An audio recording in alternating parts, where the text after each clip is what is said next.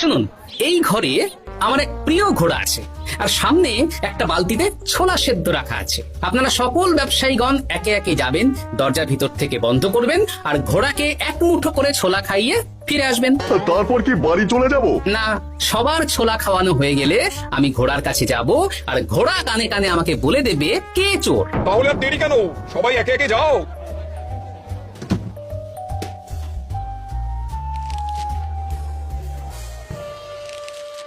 কি করি যদি ঘোড়া সত্যি সত্যি বুঝে যায়? হ্যাঁ, ছোলা খাওয়াবোই না।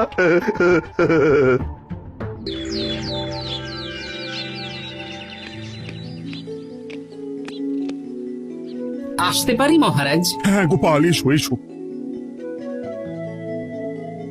মহারাজ, আমাকে হঠাৎ ডেকে পাঠালেন যে? শোনো, নবাব বাহাদুর বলেছেন ওখানে যেতে হবে, কারণ এবারে কৃষ্ণ